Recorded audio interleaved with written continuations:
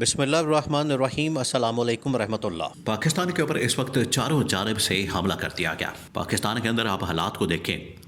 اور ان کی سینسٹیوٹی کا اندازہ کریں کہ پاکستان کے اندر حالات اس وقت کیسے ہیں، پاکستان کے اندر صورتحال اس وقت کیسی ہے۔ چاروں طرف سے پاکستان کے اوپر دہشت گردوں کی جانب سے، دشمن ممالک کی جانب سے حملہ کر دیا گیا ہے، اور یہ جو وزیر مشیر اہم ترین عہدوں کے اوپر تعینات گورنمنٹ کے لوگ، حکومتوں کے یہ تمام لوگ یہ ترمیم کے چکر میں پڑے ہوئے ہیں۔ کوئی ترمیم پاس کروانے کے چکر میں، کوئی بھاگ دوڑ کر رہا ہے، کوئی ملاقاتیں کر رہا ہے، کوئی کہہ رہا ہے غلطی رہ گئی، کوئی کہہ رہا ہے نقطہ رہ گیا، کوئی کہہ رہا ہے پوائنٹ رہ گیا، کوئی پروٹیکشن حاصل کر رہا ہے، کوئی لائف ٹائم NRO لے رہا ہے، کوئی استثناء لے رہا ہے، کوئی عہدہ لے رہا ہے، کوئی مراعات لے رہا ہے، کوئی کچھ کر رہا ہے، کوئی کچھ کر رہا ہے، اور پاکستان کے اوپر چاروں طرف سے حملہ کر دیا گیا۔ یہی موقع ہوتا ہے۔ دیکھیں، دہشت گردوں کو تو موقع چاہیے ہوتا ہے، دہشت گردوں کو تو اس طرح کے موقع کی تلاش ہوتی ہے کہ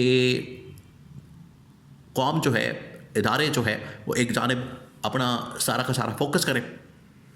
اور ادھر سے ہم حملہ کر دیں، پیچھے سے ہم حملہ کر دیں۔ جیسے ہی ان کی جانب سے کوئی نہ کوئی فوکس، توجہ ادھر ادھر ہٹتی ہے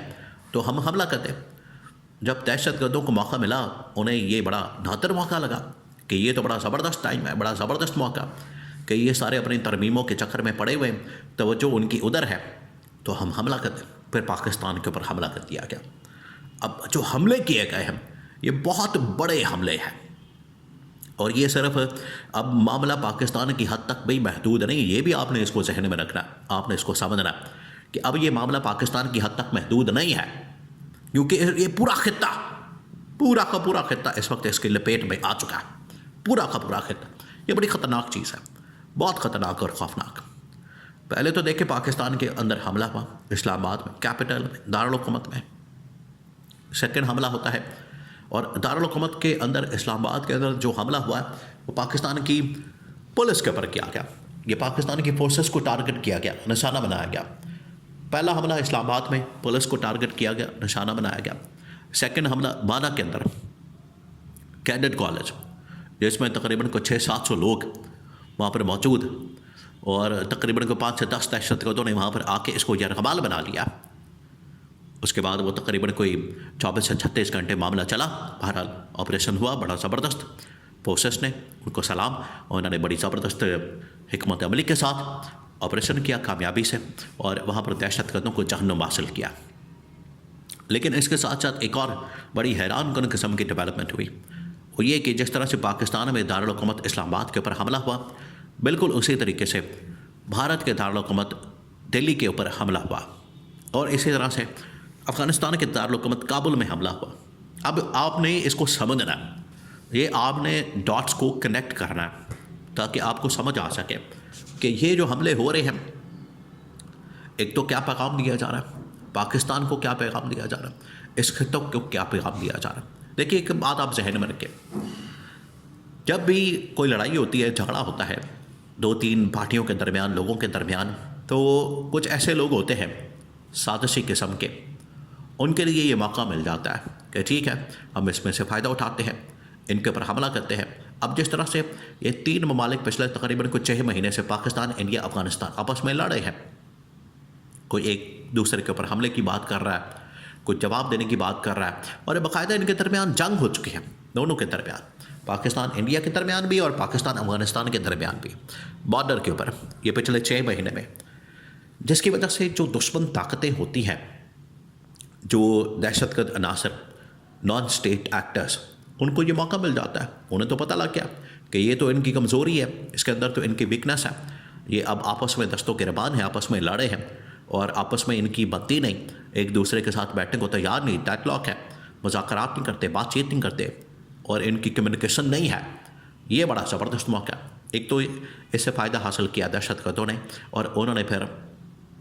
تینوں جگہوں پر، بھارت کے اندر بھی، پاکستان کے اندر بھی، اور افغانستان کے اندر بھی حملہ کر دیا۔ یہ پہلا پیغام۔ دوسرا، اب آج سیدھا پاکستان کے کانٹیکسٹ میں بات کرتے ہیں۔ جہاں تک پہلے تو آپ ایک اور بات کو سمجھ لیں کہ جو انڈیا نے حملہ کیا، انڈیا کے اندر جو حملہ ہوا، انڈیا اس وقت کوشش کر رہا ہے کہ اس کو ایک بار پھر سے پاکستان کے اوپر الزام لگا کے، بالکل اسی طرح جس طرح سے مئی میں پہلگام کے اندر واقعہ ہوتا ہے، پاکستان کے اوپر الزام لگا کے بے بنیاد، بلا جواز حملہ کر دیا گیا پاکستان پہ۔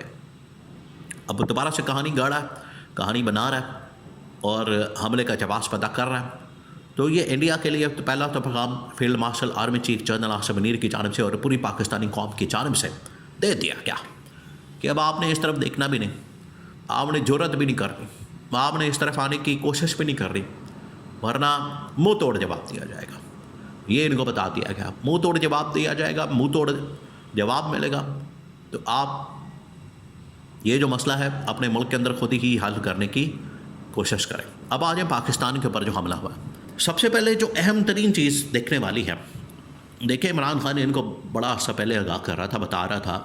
ان کو وارننگ دے رہا تھا کہ یہ جو آپ کے سیاسی معاشی حالات ہیں، یہ ان کا ڈائریکٹ امپیکٹ پڑے گا آپ کی سیکیورٹی کی صورتحال کے اوپر، امن و امان کی صورتحال کے اوپر، اور آپ تمام اسٹیک ہولڈرز کو، پولیٹیکل لوگوں کو، سیاسی لوگوں کو آن بورڈ لیں، ان کے ساتھ بات کریں، مذاکرات کریں، ڈائلاگ کریں، ٹیبل ٹاک کریں اور اس مسئلے کو حل کرنے کی کوشش کریں، بجائے کہ آپ اس معاملے کے اندر الجھے رہیں، پڑے رہیں اور یہ بعد میں آپ کے لیے مسئلہ بن جائے، آپ کے گاٹے فٹ ہو جائے۔ آج یہی ہوا ہے، آج پاکستان کے فورسز کو نشانہ بنایا گیا، اسلام آباد میں پولیس کو اور وانا میں کیڈٹ کالج یعنی کہ پاکستان کی فوج کو کہ نشانہ بنایا گیا۔ اب اس سے ایک تو پاکستان کو پیغام دیا گیا کہ فورسز کو ایک بار پھر سے نشانہ بنایا جا رہا ہے۔ نمبر 2، یہ جو اس وقت افغانستان کے ساتھ مذاکرات، انڈیا کے ساتھ معاملات، اس کے اندر اب مزید اس کے اوپر آگ بھڑکانے کی، اس کے اوپر تیل چھڑکنے کی، تیلی لگانے کی، چنگاری بھڑکانے کی کوشش کی گئی کہ یہ حملہ کیا جائے، ادھر پاکستان کے اوپر پریشر ڈالا جائے کہ ہم نے آپریشن کرنا ہے، ادھر کے پی کے اندر، خیبر پختونخوا کے اندر یا افغانستان کے اندر ہم نے آپریشن کرنا ہے، لڑائی کرنی، حملہ کرنا ہے، تو اس کے لیے پاکستان کو ابھارا جائے۔ پاکستان کو اس کے لیے دیکھیں، یہ تمام چیزیں آپ نے سوچنی ہے، یہ کرنے سے پہلے آپ نے یہ تمام چیزوں کو مد نظر رکھنا ہے۔ یہ ایسے نہیں کہ اب آپ کے اوپر حملہ ہو گیا ہے تو ٹھیک ہے اب آپ بھی چڑھائی کر دیں، یہی وہ موقع ہوتا ہے دانش مندی کا۔ اس میں کوئی شک نہیں کہ پاکستان نے اس میں نقصان ہوا ہے، پاکستان نے شہادتیں دی، یہاں پر 12 کے قریب، 14 کے قریب لوگ مارے گئے، شہید ہو گئے اسلام آباد میں، وانا میں ٹھیک ہے